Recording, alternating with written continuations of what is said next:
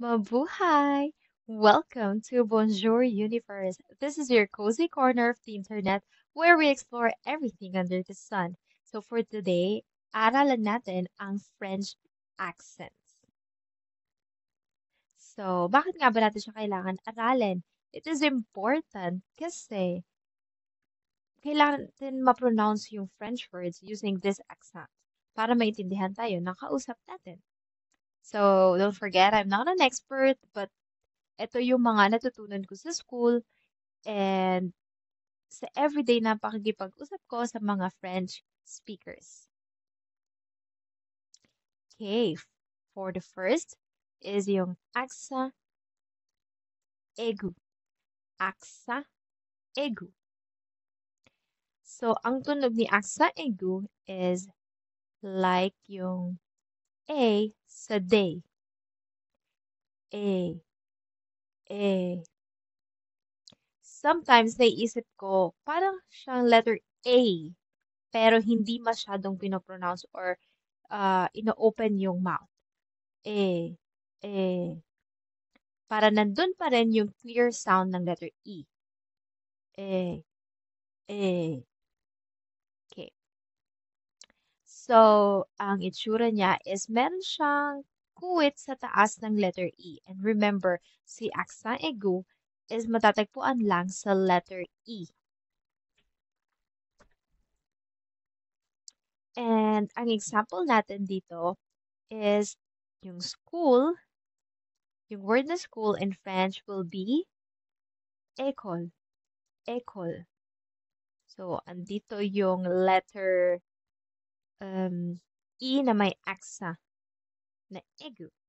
École. École. Next will be café. Café. So, which is coffee. Next, we have the accent grave. Si accent grave is yung kabaliktaran naman ni accent aigu. Matatagpuan lang siya sa letters or sa vowels na A, E, and U. In French, A, E, U. Okay. Ang tunog niya sa letter E na letter will be like in bed. So, kumpara sa accent aigu, mas open or mas wide yung pagbuka ng mouth natin. Eh, bed. Example natin dito is yung word of father, which is père. Père. And sa letter A naman at sa letter U, walang pagbabago ng sound.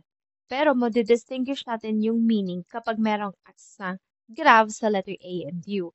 So for example, i-compare natin yung letter A na may walang accent sa meron. So si A o A.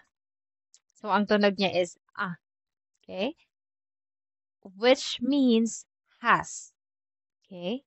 Kapag may nakita naman kayong accent grave sa ibabaw ni A, ang ibig sabihin nito is at or to. Next, sa letter U, wala rin pagbabago. So, ang tunog ni letter U in French is U. U. Para siyang dalawang letter O. U. So, nadidistinguish din natin yung meaning niya kapag may accent o wala. So, kapag daw wala accent, it will be or. U. U. For example,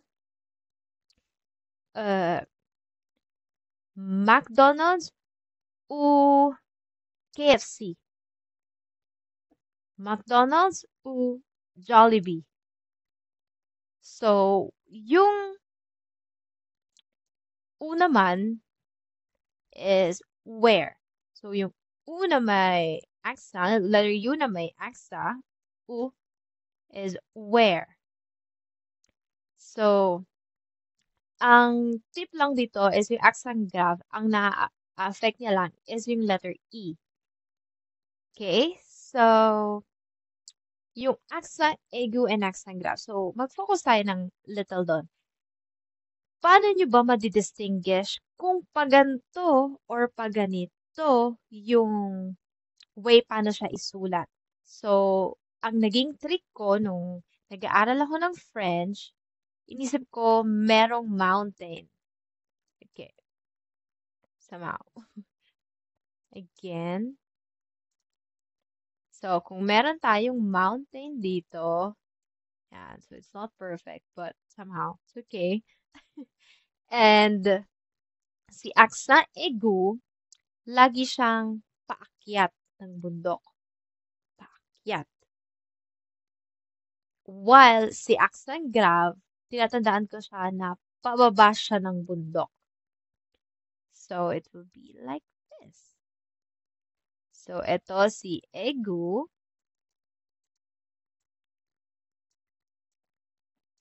Ito naman si Grav.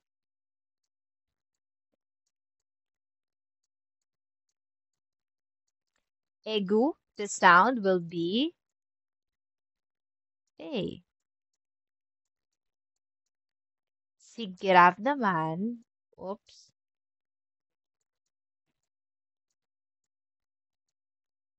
is E. Egu, E, E, E, E.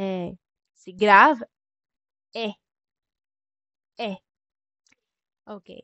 So, nung inaaral ko yung French, dito sa dalawang to, aaminin ko, sobrang nahirapan ako kasi, parang pareho lang siya sa pandinig ko. Pero, afterwards, na napapractice nyo, magigets nyo din, ano yung pagkakaiba nilang dalawa? Parang pareho lang naman.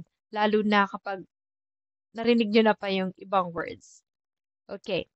So, next, we have accent circumflex. Si accent circumflex, I find it very cute kasi para siyang may mga sombrero sa ibabaw niya. So, matatagpuan siya sa vowels na A, E, I, O, U. Sorry. Pinanggit ko siya in Tagalog. So, in French would be A. Tama naman. Tama naman. Okay, so nalito lang ako. Anyway, don't mind me. So, accent circumflex. So, para siya mga sombrero sa ibabaw ng letters. Matatagpuan natin siya sa word na fore. Fore. Same lang naman yung halos yung sound niya, pero sometimes it's softer or longer kapag binibigkas. Fore. Fore. And hospital in French is hôpital. Hôpital. So, hindi natin binabanggit yung letter H, yung letter T. Hôpital. Hôpital. And sabi, historically, yung sombrero daw na to is nire-replace niya yung letter S dun sa word. For example, is forest. Nung tinanggal nila si letter S, nagkaroon ng sombrero si letter E. Yun daw yung nagre-represent kay letter S. And hindi ko lang sure kung bakit nila ginawa yun. Well, it's French, it's French. Hindi natin lahat kayang sagutin, but it's a easier accent for me compared dun sa accent aigu and accent gap because it's almost the same in English. Yung pag-pronounce sa kanya, hospital, fore, e, o, a. Okay? Next is yung accent sa D. So, matatagpuan lang natin siya sa letter C. So, si accent sa D, it's same in English. The cedilla. So, kapag nakakita kayo ng C, D, siya yung parang kuwit sa ilalim ni letter C. And magiging sound nito is soft letter S. For example, sa word na that in English, it will be sa in French. Boy in English, French, garçon, garçon. Next, yung changes daw from C na hard K will be soft S. So kapag walang cedil or cedilla in English, pag walang cedi na nakita, it will sound as ka, hard K. Pag meron, it's sa. So, for us Filipinos, madali natin siyang bigkasin kasi meron naman tayong word na sa ating language. Next, trema. Aside from the accent circumflex, nakukyutan din ako kay trema kasi meron kang dalawang tuldok sa ibabaw. So, matatagpuan mo lang siya sa letters na letter E, letter I, and letter U. So, ang purpose ni accent trema, okay, is para paghiwalayin yung dalawang vowel na magkatabi. Okay? Kailangan kasi siyang ma-pronounce. So, katulad nito. No, L. Hindi mo siya pwedeng bigkasin ng Noel. Noel, no. Noel, Noel. Yun yung purpose niya. Kailangan mo siyang mabigkas separately at hindi mag-blend yung dalawang letters.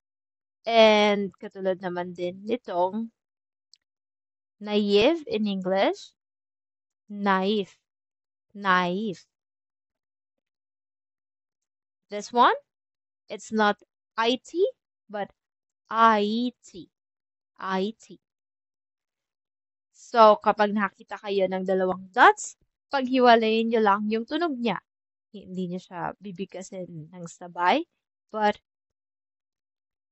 separately. Okay. So, quick memory trick again.